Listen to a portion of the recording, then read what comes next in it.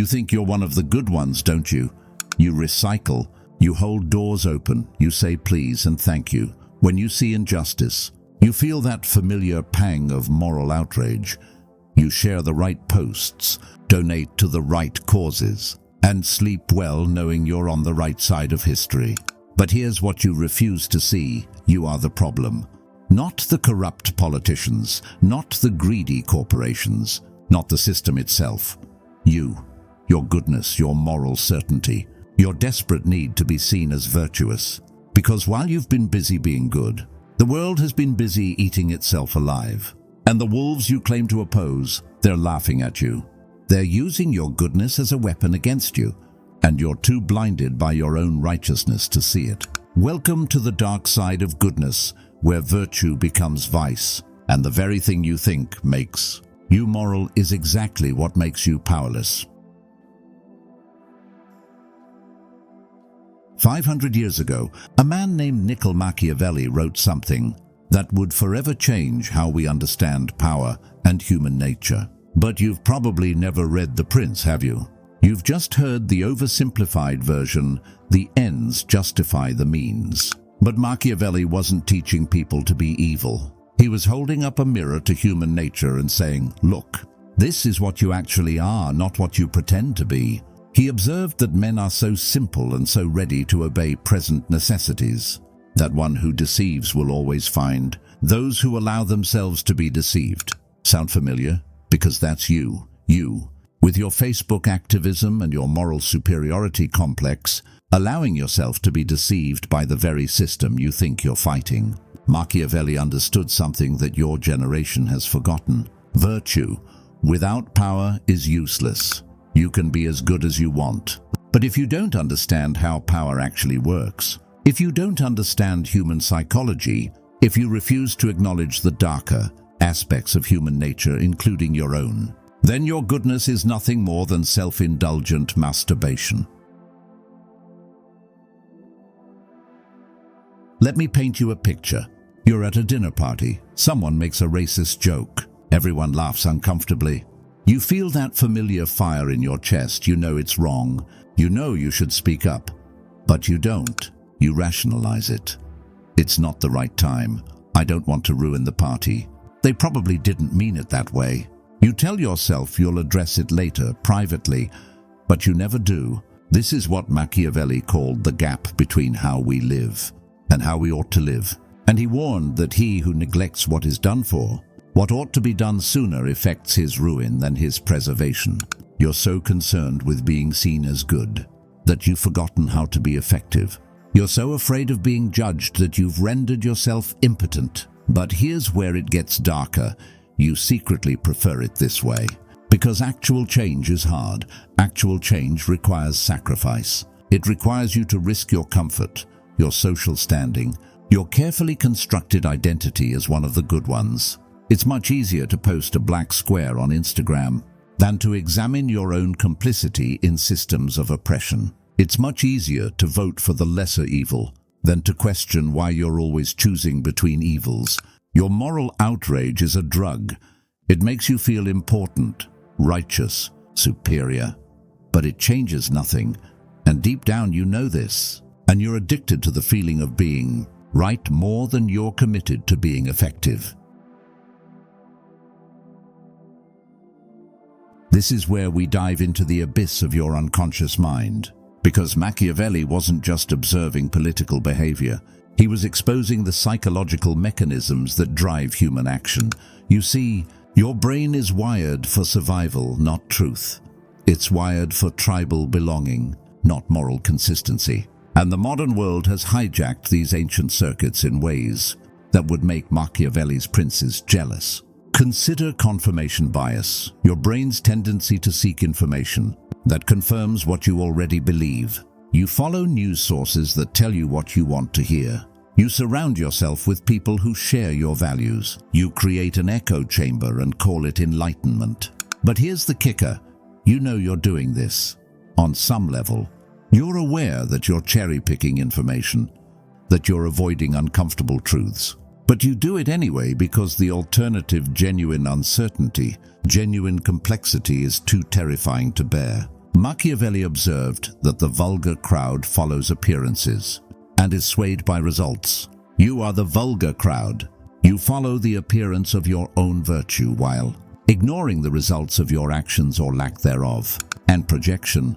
Oh, this is where it gets really dark. You project all your shadow qualities onto others. The corruption you see in politicians, the greed you see in corporations, the hatred you see in your political opponents, it's all you. It's the parts of yourself you refuse to acknowledge, externalized and demonized so you can maintain your self-image as pure.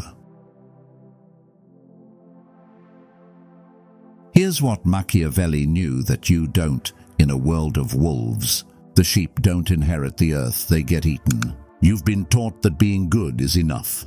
That if you just vote for the right candidates, buy from the right companies and express the right opinions, somehow the world will magically improve.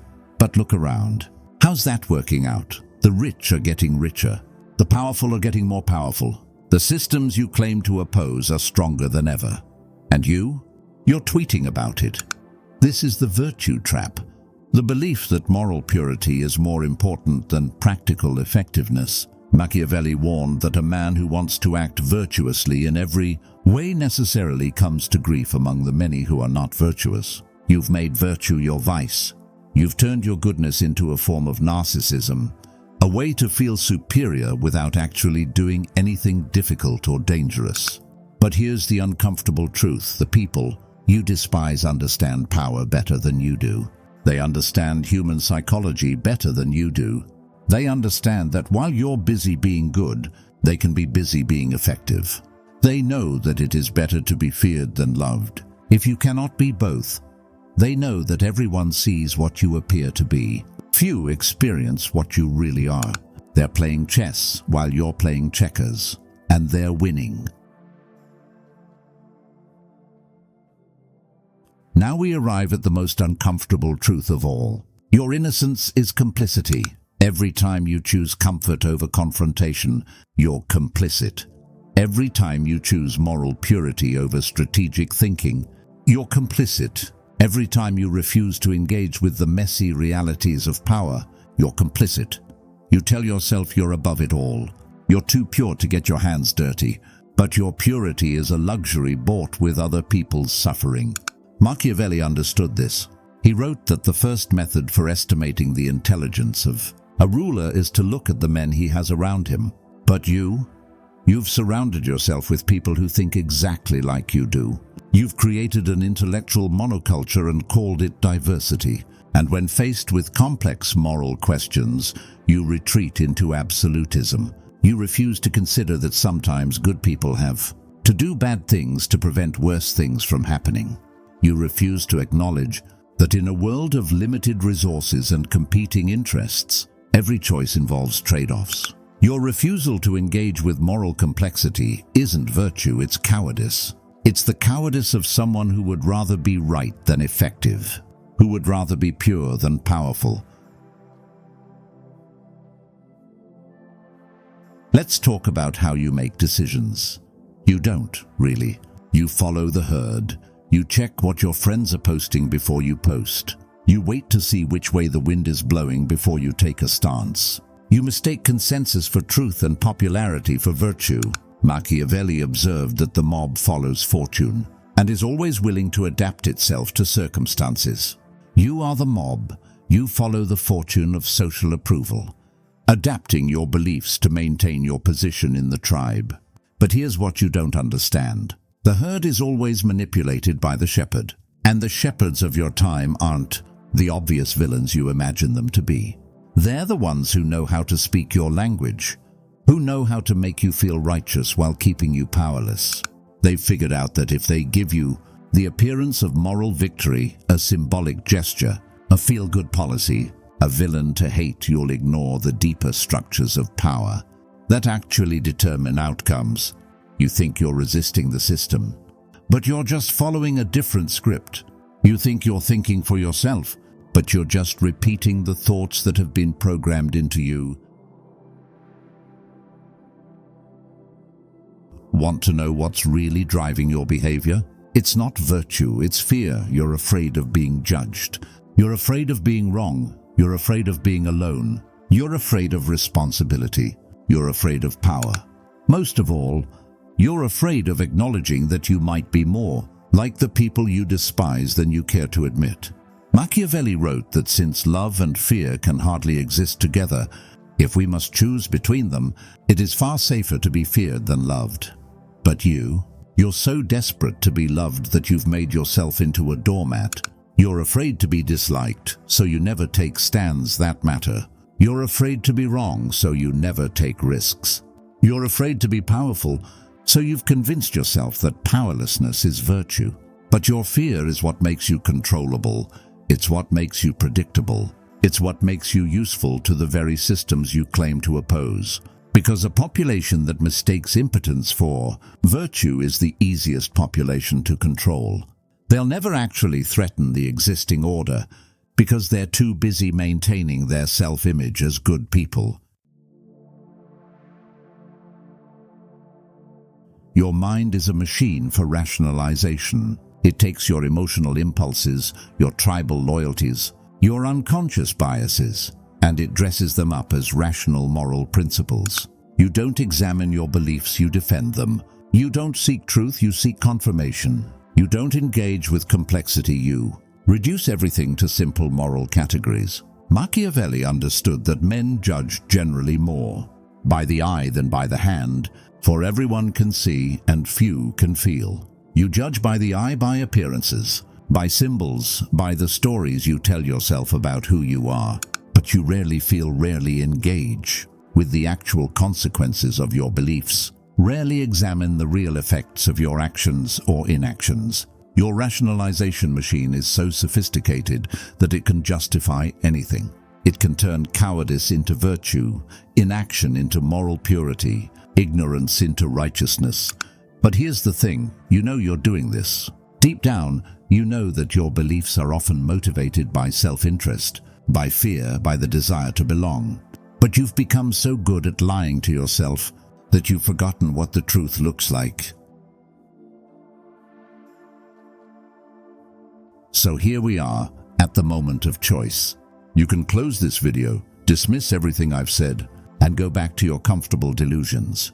You can tell yourself that I'm just another cynical voice trying to tear down good people. Or you can look in the mirror, really look and see yourself as you actually are.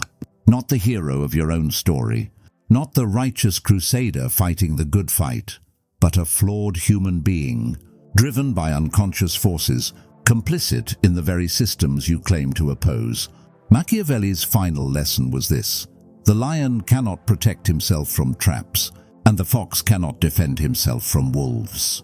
One must therefore be a fox to recognize traps, and a lion to frighten wolves. You've been neither fox nor lion. You've been a sheep, bleating about virtue while the wolves circle closer. But you don't have to stay a sheep. You can learn to be cunning when cunning is required. You can learn to be strong when strength is needed. You can learn that sometimes the most moral thing to do is to get your hands dirty. The question is, will you? I'm not asking you to become a monster. I'm asking you to become effective. I'm asking you to examine your own complicity in the problems you claim to care about. I'm asking you to consider that maybe, just maybe, your virtue is the enemy of your values. That your need to be seen as good is preventing you from actually doing good. I'm asking you to step out of your comfort zone, to risk being disliked, to embrace the complexity and ambiguity that real moral action requires. Because the world doesn't need more good people. It has plenty of good people. What it needs is effective people, powerful people. People who understand that sometimes virtue requires vice, that sometimes love requires fear, that sometimes peace requires the willingness to fight. Machiavelli ended The Prince with a call to action, a challenge to free Italy from foreign domination. I end with a challenge to you: free yourself from the domination of your own illusions. Stop being a sheep. Stop being a virtue-signaling automaton. Stop being complicit in your own powerlessness. The choice is yours. But choose quickly, Because while you're busy being good, the world is busy burning, and the wolves are getting hungrier. What will you choose? Let me know in the comments below. And if this video made you uncomfortable, good. That means it's working.